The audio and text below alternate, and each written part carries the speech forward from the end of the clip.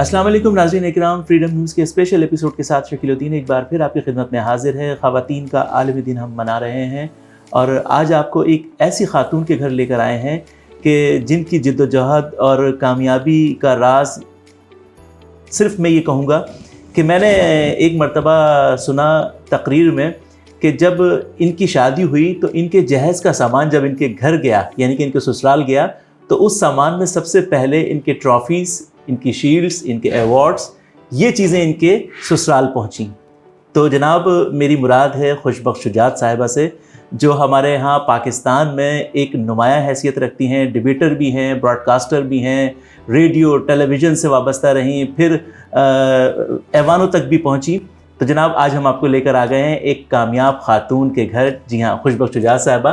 خوشبخت شجاعت صاحبہ، کیا میں نے غلط تو نہیں کہا کہ آپ کے سسرال جہیز میں سب سے پہلے آپ کا شیلڈز اور ایوارڈز کا ٹوکرا گیا تھا؟ جی صحیح ریسرچ ہے آپ کی، بالکل صحیح، آپ نے بہت پرانی بات یاد دلا دی۔ اور ایسا ہی ہوا تھا کہ میرے والد نے کہا کہ جتنے ان کے جیتے ہوئے میڈلز ہیں، ایوارڈز ہیں، جتنے بھی کپس ہیں، وہ سب سے پہلے ان کو اجلوا کے انہیں بڑے بڑے ٹوکروں میں انہوں نے بڑے خوبصورتی سے پیک کروایا اور میرے سسرال بھیجا کہ یہ جہیز ہے میری بیٹی کا۔ اس کے بعد باقی چیزیں گئیں جو بھی جانا تھیں۔ تو اس کا امپریشن کیا پڑا پھر سسرال والوں پہ؟ دیکھیے، سسرال والوں نے مجھے دیکھ کے اور سمجھ کے مجھے قبول کیا تھا۔ اس زمانے میں میں ٹی وی پہ آ رہی تھی، میرا طوطی بولتا تھا، لوگ جو تھے وہ مجھے دیکھنے کے لیے پورے پاکستان میں 8 بجے ٹیلی ویژن کے سامنے بیٹھ جاتے تھے۔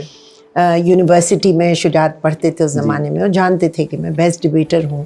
میرے آگے کسی کی لاجک کا پیش ہونا بھی بہت مشکل ہوتا تھا۔ تو اگر ایک ایسی لڑکی کو سسرال والے قبول کر رہے ہیں، ایک لڑکا اپنی جرت کے ساتھ ایسی لڑکی کو بیاہ کر لا رہا ہے جس کے سامنے بات کرتے ہوئے بڑے بڑے لوگ پریشان ہو رہے ہیں اس وقت، تو یہ ان کی بہت بڑائی تھی۔ اور یقیناً وہ ایک یہ کہہ لیں کہ اس زمانے میں ویمن امپاورمنٹ کی یہ بہت بڑی مثال تھی، اور وہ جانتے تھے کہ قابل لڑکی کو ہم لے کر آ رہے ہیں تو اس کا جہیز یہی ہونا چاہیے۔ انہیں اس سے زیادہ کی کوئی امید نہیں تھی، شاید جو بعد میں چیزیں پہنچی وہ ان کی ایکسپیکٹیشن سے بہت زیادہ تھیں۔ ٹھیک، تو جناب یہ تو خیر ایک ایسی بات تھی کہ جس کو ظاہر ہے ہمیں بتانا چاہیے تاکہ جو ہماری بچیاں ہیں وہ اس بات پہ فخر محسوس کریں، نہ کہ اس چیز پر فخر محسوس کیا جائے کہ جی ہم کروڑوں کا یا لاکھوں کا جہیز لے کر آ رہے ہیں۔ اصل جہیز وہ ہے کہ جو آپ کی ٹرافیز اور آپ کی اچیومنٹس ہیں۔ خوشبخت صاحبہ، ریڈیو گئیں آپ، ٹیلی ویژن گئیں، ابتدائی دور کیسے پہنچی ایک دھان پان سی لڑکی ریڈیو اور ٹیلی ویژن؟ ایسا تھا کہ دیکھیے، اسکول جو ہوتا ہے وہ آپ کا سب سے بڑا پلیٹ فارم ہوتا ہے، بالکل، اور اس پلیٹ فارم پہ پیرنٹس کو یہ سمجھنا چاہیے کہ وہاں اگر آپ صحیح جگہ بچے کو کھڑا کر دیں گے تو وہ زندگی کے ہر میدان میں، ہر چیلنج میں کھڑا نظر آئے گا اس جگہ۔ میرے والد علی گڑھ یونیورسٹی کے فارغ التحصیل تھے، انہوں نے، اور بہت زبردست ڈبیٹر تھے وہ علی گڑھ یونیورسٹی کے، تو ان کے ذہن میں تعلیم اور علم کا ایک دوسرا ہی معیار تھا۔ انہوں نے ہم تینوں بہنوں کو بھی مکمل، جسے کہنا چاہیے، دینی دنیاوی تعلیم دینے کی پوری کوشش کی، اور ہم 5 بہن بھائی تھے۔ ہمارے لیے یہ لازم تھا کہ ہم نہ صرف یہ کہ کتابیں پڑھیں، پریکٹیکل بھی کریں، اور پریکٹیکلی یہ تھا کہ ہم ڈیبیٹس میں حصہ لیں، ڈراموں میں حصہ لیں، مشاعروں میں، بیت بازی میں، کہیں مکالمہ ہو رہا ہے، کہیں مذاکرہ ہو رہا ہے، ہمیں وہاں جانا ضروری ہے۔ ہم حصہ نہیں لے پا رہے ہیں تو بیٹھ کے سنیں، حتیٰ کہ وہ ہمیں اس جگہ بھی لے جاتے تھے جہاں محفل سما ہوتی ہے، جہاں قوالیاں ہوتی ہیں۔ پھر وہ رشید ترابی کی تقاریر سنانے لے جاتے تھے کہ انہیں سن کے سیکھو کہ زیر زبر پیش کیا ہوتا ہے، کس طرح کس لفظ پہ زور دیا جاتا ہے، شعر کب پڑھا جاتا ہے، کیا بات ہے، تاریخ کو کیسے بیان کیا جاتا ہے۔ تو انہوں نے ہماری ایک طرح سے ٹریننگ کی۔ اور پھر جب میں ڈیبیٹس کے پلیٹ فارم پہ کھڑی اسکول میں، تو اسکول میری پہلی درسگاہ تھی، وہ پہلا پلیٹ فارم تھا جس سے میں نکل کے پھر ریڈیو پاکستان تک پہنچی، کیونکہ ڈیبیٹنگ کمپٹیشن ہوتے تھے ریڈیو پاکستان پہ، بزم طلبہ میں صبح سے رات تک ڈیبیٹنگ کمپٹیشن، اور یاور مہدی صاحب ہوتے تھے اس کے بانی، اس کے وہی ہیں بزم طلبہ کے۔ تو ڈیبیٹنگ کمپٹیشن میں جاتے تھے۔ میرے جو بڑے بھائی تھے ڈاکٹر شاہ جہاں، وہ میرے مینٹور تھے، وہ میرے گرو تھے، استاد تھے، وہ بہت بڑے انگلش اردو کے ڈیبیٹر تھے۔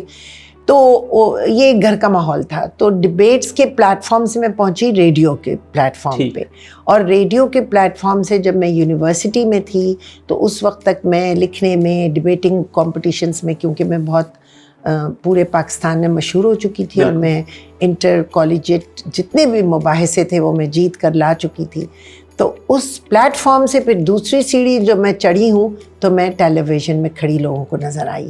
تو یہ اچانک نہیں ہوا, کہیں جا کے میں اچانک اسٹیپ بائی اسٹیپ, اور آپ اس کے پیچھے آپ کی پوری محنت, کام, علم, آپ کے استاد, آپ کے دوست, آپ کے ساتھی سب شامل ہوتے ہیں. تو یہ جب آپ اس پروسیس سے گزر کے جاتے ہیں نا تو یہ بڑا کانفیڈنس دیتا ہے آپ کو اچانک جا کے کہیں کھڑا کر دیا جائے تو کانفیڈنس نہیں آتا.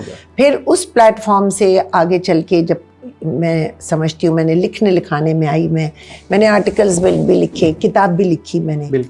پھر ٹیلی ویژن پہ جو مجھے کہنا چاہیے بہت زیادہ پذیرائی ملی اور بہت ملک گیر شہرت ملی. اللہ تعالیٰ نے بڑا اس وقت مجھے اس بات میں اس کی مشکور ہوں اللہ کی کہ اس نے اور پاکستان نے مجھے جو دی ہے شہرت کہ میں دنیا میں کہیں چلی جاؤں تو لوگ اس کا حوالہ دیتے ہیں میرے اس کام کا. اور پھر اس کے بعد ظاہر ہے پھر ایک آرٹس کاؤنسل کا پلیٹ فارم تھا جو میرے سامنے آیا, وہ بھی لٹریری پلیٹ فارم تھا. لٹریچر سے میرا ایک پرانا رابطہ تھا بچپن کا, کتابیں پڑھنا, لکھنا, بولنا, یہ ساری چیزیں ایک دوسرے سے لنکڈ ہوتی ہیں. یہ جمالیاتی ذوق ہوتے ہیں اور یہ جمالیاتی ذوق اگر آپ بچے میں انہیرٹ کر دیں تو وہ آگے جا کے ڈفرینٹ پلیٹ فارمز پہ کھڑا ہوتا چلا جاتا ہے اور کامیاب ہوتا ہے, اور بڑے بڑے لوگ آپ کے ساتھ ملتے ہیں, ان سے آپ سیکھتے ہیں. اس طرح میں آرٹس کاؤنسل تک پہنچی اور آرٹس کاؤنسل کے بعد پھر میں ایک نیا میدان تھا لیکن وہ اسی کا ایک سلسلہ تھا کہ میں پولیٹکس تک آئی. ناظرین اکرام, خوشبخش شجاعت ہمارے ساتھ اس وقت موجود ہیں. محترمہ خوشبخش شجاعت صاحبہ نے ایک بات بہت پیاری کہی کہ ان کے والد ان کو مختلف جگہوں پر جہاں بحث و مباحثہ ہو رہا ہے, شعر و شاعری ہو رہی ہے, تقاریر ہو رہی ہیں, محفل سما ہو رہا ہے, وہاں لے کے جا رہے ہیں تاکہ وہاں یہ سیکھ سکیں کہ کس طریقے سے زیر زبر پیش یا تاریخ یا دیگر چیزوں کو جو پڑھنا بولنا آنا چاہیے. خوشبو صاحبہ, یہ تمام چیزیں آپ نے کی اور یقینی طور پر یہ انتہائی محنت طلب چیزیں تھیں.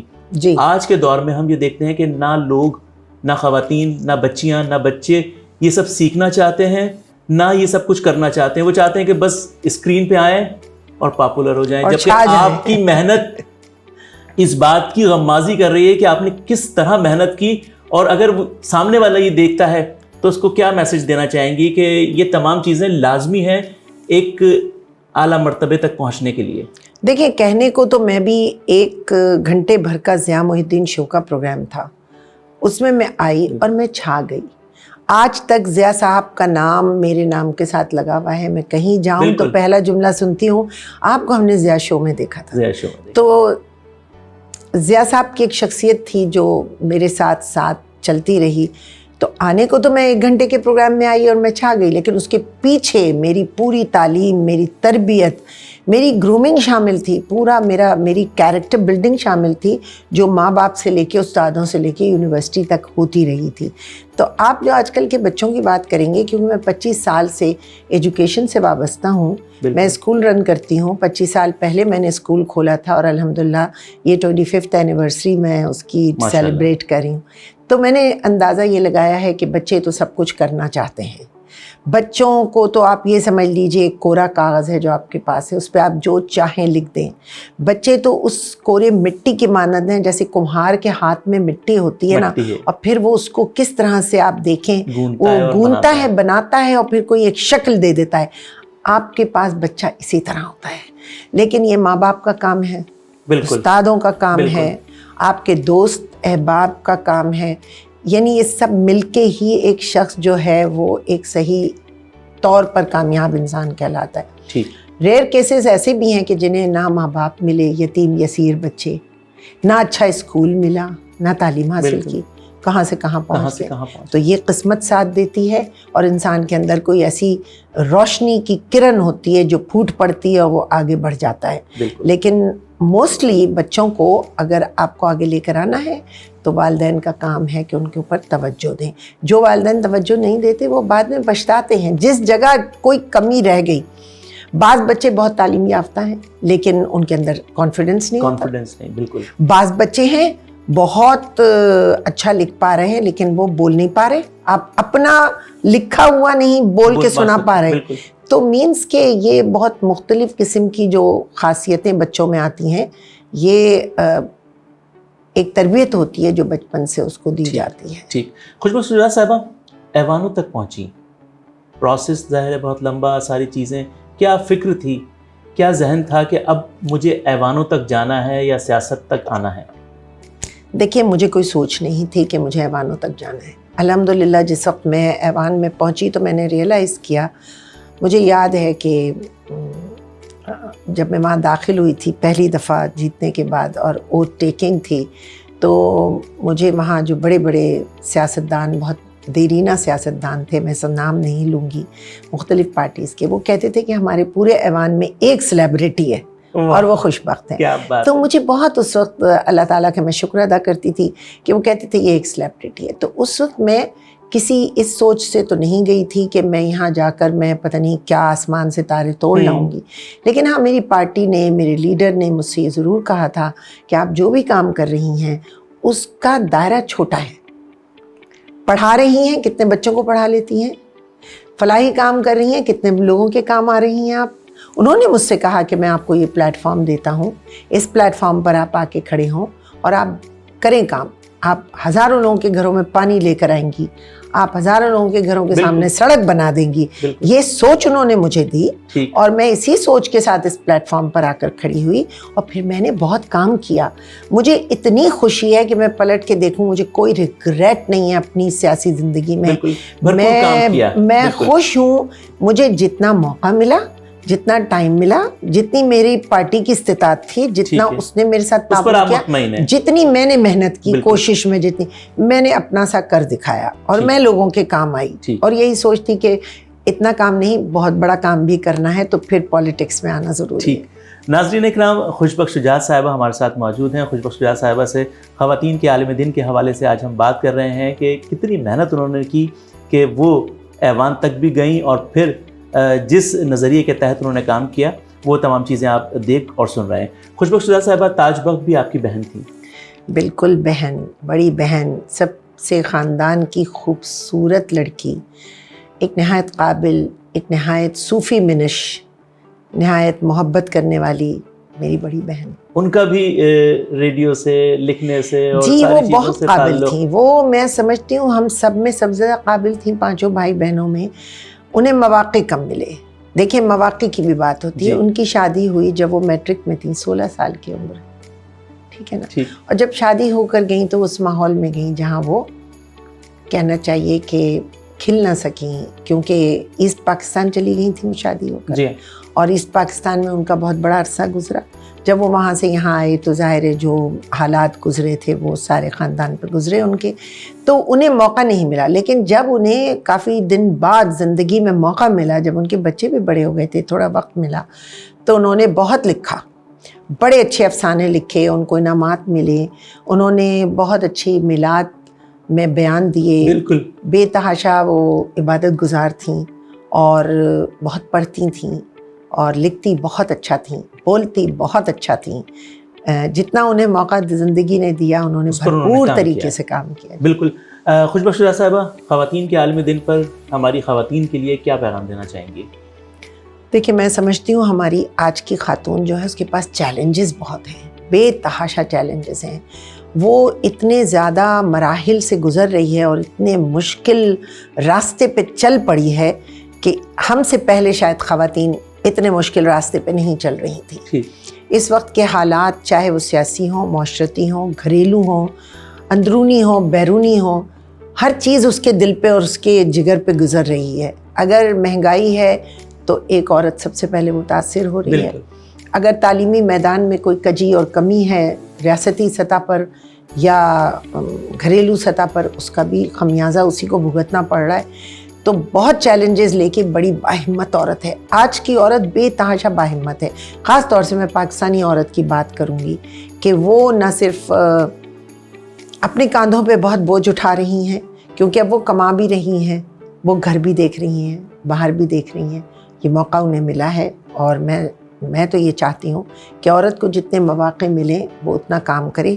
میرا پیغام کیا, میری یہ ریکویسٹ ہے, جو خواتین ایسی ہیں جو گھر سے باہر نکل کے کام نہیں کر سکتی, وہ کم از کم کچھ لکھیں, کچھ پڑھیں, ٹھیک اپنے آس پاس کے بچوں کے لیے. اور میں تو اپنی ان خواتین سے بھی بات کروں گی جنہیں اللہ تعالیٰ نے بڑی نعمتیں دی ہیں, جو بڑے آرام سے سو سکتی ہیں, جنہیں کھانا نہیں پکانا ہے, جنہیں گھر صاف نہیں کرنا ہے.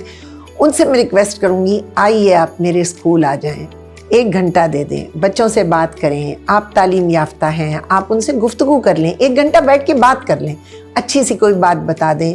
آپ میں کوئی ہنر ہے وہ ان تک منتقل کر دیں, لیکن کچھ نہ کچھ اپنے معاشرے کو دے کر جائے.